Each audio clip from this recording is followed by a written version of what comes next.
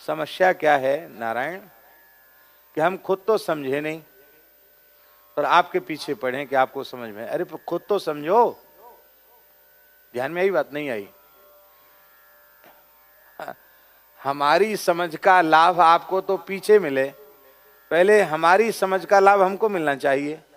और यदि हमारी समझ का लाभ हमको नहीं मिला, आपको क्या मिलेगा? वर्तमान समय में समस्या यही है। एक कहानी पढ़ी थी कि बहेलिए के जाल से कोई तोता मुक्त हो गया और घायल पड़ा था एक ऋषि मुनि की कुटिया के पास। वो महात्मा को दया आई, उन्होंने उसकी चिकित्सा की, पक्षी की, तोते की, और वो ठीक हो गया। ठीक हो गया तो महात्मा ने उसको एक गीत रटा दिया। शिकारी जंगल में आता है, जाल फैलाता है, दाने का लोभ दिखाता है, जाल में फंसना नहीं चाहिए। तोता तो रट्टू होता है, याद कर लिया उसने। अब याद कर लिया तो तमाम तोते, जंगल के सैकड़ों हजारों तोते, सब एक साथ बैठ करके यही गावें, शिकारी जंगल में आता है, दाने का लोभ दिखाता है, जाल बिछाता है, दाने का लोभ दिखाता है, जाल में फंसना नहीं चाहिए। महात्मा तो बहुत प्रसन्न हुए, बोले देखो एक सुयोग्य शिष्य हमको मिला और उसने हमारी विचारधारा को कितने लोगों तक पहुंचा दिया। वाह!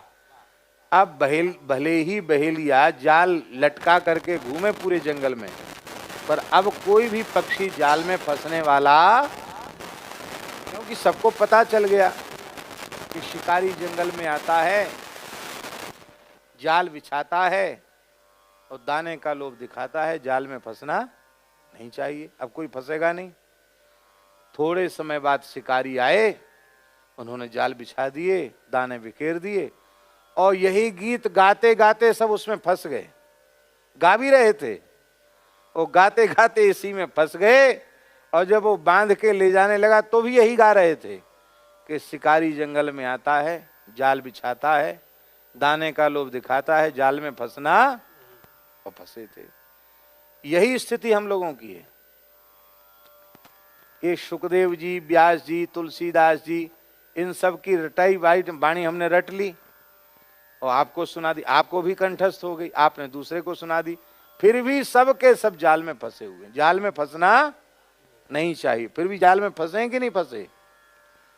इसका मतलब है दूसरे को समझाने की कोशिश छोड़ दो, पहले खुद अपनी समझ का आदर करो। इसी को शास्त्र की भाषा में कहते स्वविवेक का आदर, और इसी को मानव सेवा संघ के संस्थापक स्वामी शरणानंद जी कहते अपनी समझ का आदर। हमारी समझ का लाभ पहले हमको मिले, उसके प्रथम लाभार्थी हम बने। यही बात कहते समुझी तजहि भ्रम। पहले अपनी समझ का आदर कर और इस भ्रम को त्याग दे कि संसार के भौतिक पदार्थ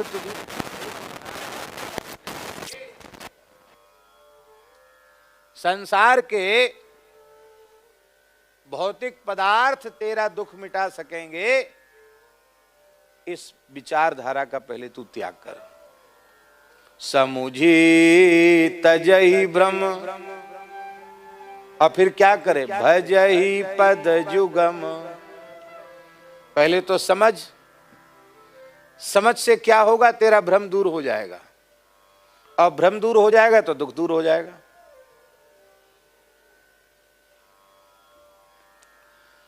मृग को रेगिस्तान की रेत में जल का भ्रम होता है, इसलिए में वो मारा जाता है, हिरन।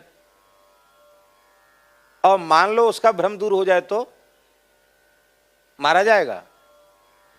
हमने अपनी आंखों से देखा है, सुनी हुई बात नहीं कह रहे। रेगिस्तान में, ये जैसलमेर बाड़मेर क्षेत्र की बात है, वायतू एक जगह है,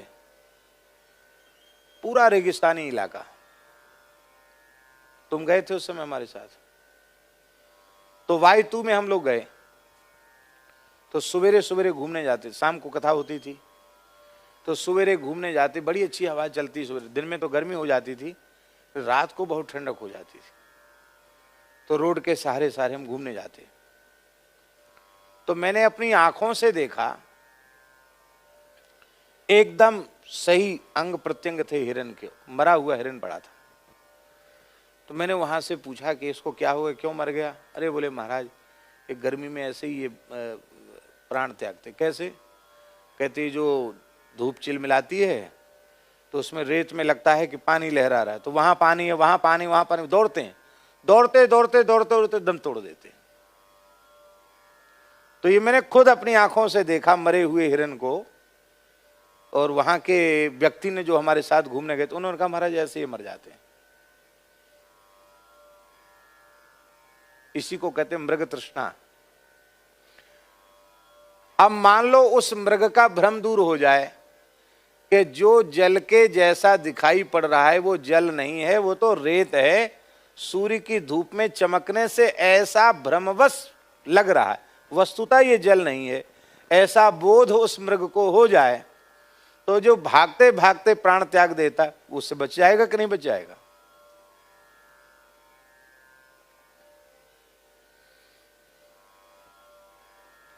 एक जगह लीला हो रही थी, रामलीला, हमारे बचपन की घटना है। तो गांव में उस समय बिजली नहीं थी, तो गैस के हंडा जलते थे, उसी में लीला होती थी। और रामलीला होती तो हम लोग संध्या को 6 बजे ही अपने अपना बोरिया बिछा बिछा करके वहाँ जगह रोक लेते थे, और परिवार के और लोग आएंगे वहाँ बैठेंगे, बच्चे जगह रोकने चले जाते थे पहले से। तो राम विवाह का प्रसंग था, और उसी बीच में हल्ला मचा कि किसी व्यक्ति को के पैर में सर्प ने काट लिया। अंधेरा था, सर्प में काट लिया, हल्ला मच गया, भीड़ खड़ी हो गई, और पर्दा आ गया, मंच पर पर्दा आ गया। अब वो जो व्यक्ति जिसको ये लगा था कि हमको पैर में सर्प खा गया, वो महाराज जैसे सर्प का जहर आता है ना, लहर आती है, ऐसे वो लहराने लगी, उसमें उस आदमी में लहराने लग गई। जबकि सही बात ये थी कि उसको सर्प ने काटा ही नहीं था। फिर वहां जब गैस लालटेन ला करके वहां देखा गया कि आखिर कहाँ है सर्प, है तो कहाँ है, देखो तो सही, चारों ओर खोजा, सर्प तो मिला नहीं। एक लोहे के तार, पैना सा तार पड़ा था, उसका तकुआ, वो उसके पैर में अंगूठे के पास लगा था। उस लोहे के तार में खून लगा हुआ था। उससे ये पता चला कि इसको सर्प ने नहीं काटा, ये पैर इस पर पड़ा और इसमें पैर चुभ गया। तो उस व्यक्ति को कहा कि क्यों ठनगन कर रहे हो, बुंदेली भाषा में, ठनगन क्यों कर रहे हो, माने नाटक क्यों कर रहे हो? अरे बोले हमको जहर आ रहा है, अब तो बचेंगे नहीं, हमको इलाज कराओ। अरे बोले ये है तार, ये तुम्हारे पैर में लगा। लोग हंसने लग गए। उसने भी देखा, वो बिल्कुल ठीक हो गया। एक टिंचर होती दवा, टिंचर, हाँ, तो टिंचर उसको लगा दिया गया, आराम से हंसते हंसते घर चला गया। अब मान लो उसको ये भ्रम बना रहता कि मुझे सर्प खा गया, तो भले ही सर्प ने नहीं खाया था, पर मुझे सर्प खा गया, इसी भय में, भ्रम में उसके प्राण चले जाते।